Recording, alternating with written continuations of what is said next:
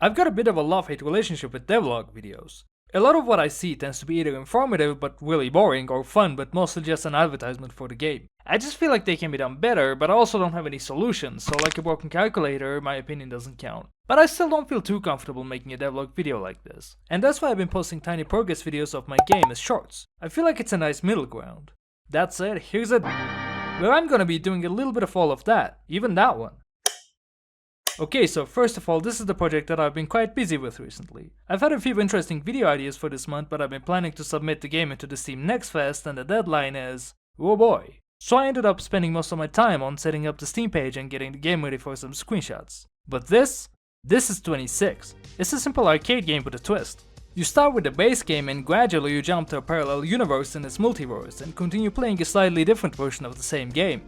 The gameplay is simple. You move around a circle and shoot these blocks, and until you destroy the block in the middle, all of the other blocks keep respawning. You can imagine how this simple concept can be made in many different ways. Like, at least 26 different ways.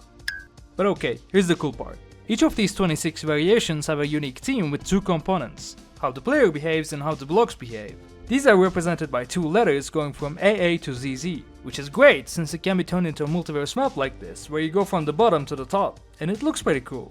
So if that sounds interesting, you can go ahead and add 26 to your wishlists. I plan to release it this summer, so it would help a lot. Or if you absolutely hate it, I'm only gonna cry for 26 minutes, so just enjoy the rest of the video. After deciding on the name, I made some logos that incorporate the game's aesthetic along with the name. I ended up with this one with input from my mom. Thanks, Mom. Okay, so a little history. I first got this idea back in 2020 when I was listening to Kid A by Radiohead. Now, Kid A doesn't have an official meaning, but my favorite interpretation was that Kid A was a clone and that there were also kids B to Z. So I made this. Game A. Which ironically never came out. It was quite simple. The gameplay was mostly the same, except there was a single letter instead of two, and you would move up a letter when you died by getting hit. And you would have to play through 256 stages of this. Wow. I was quite into messing with RGB values at the time, and I guess it didn't change, huh? Now this was neat, but it was too linear and somehow the linear move itself was not practical.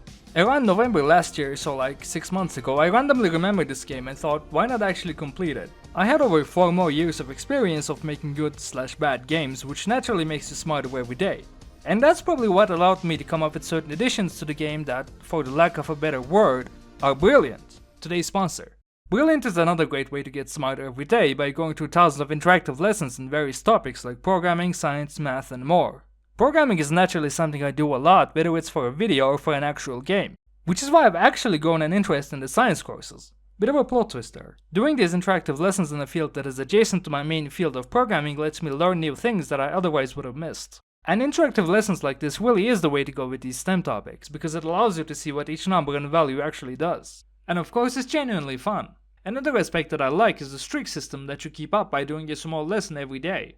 So if you'd like to give Brilliant a shot, you can visit brilliant.org/tvgames or scan this QR code to get a free 30-day trial and get 20% of an annual subscription. Thanks to Brilliant for sponsoring this video. But before we continue, here's some footage of some water from one of my favorite places. I took this years ago in case I needed it for a devlog. So what are these changes? Firstly, like I mentioned earlier, I split these variations in half so that they can be mixed and matched, giving us an insane 676 combinations. So now instead of jumping from A to B, you go from AA to AB or BA, and the game actually lets you choose. And giving the player the power of that decision is something I wanted to focus on here, so the mechanic where you jump even letters after getting killed also had to change. That could be interesting in another game, but here having the player die to jump didn't feel right. During the planning phase, I also thought having 2 bars around the player circle could also feel great, especially if they moved around a bit. They ended up being the health and shield gauges. Yeah, shield. And making them move the way I wanted was tricky, but I think I got them right. Oh, here's the water again. I want to talk about some more emotional parts of this now, because I think it's important. I had this empty envelope lying around and I got the idea to write a letter to myself about the project. It would have questions about how it went and where I was by the time I was finished and whatnot. It was gonna be sweet and introspective and I'd open it when I released the game. But I ended up having like no good ideas for it, so I just wrote something like how did it go and closed it. I'm also designing this poster that I'm gonna get printed with the logo and some text about the next fest. I'm gonna hang it on a wall to create a certain vibe. Absolute cinema. Or gaming, I guess. Jokes aside though, creating something digital and then holding it in your hands like this, it really is an unmatched feeling and I recommend you try it.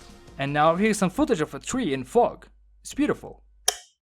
This video was probably a little chaotic, but this is what's been taking up my time recently, so I felt like I should talk about it.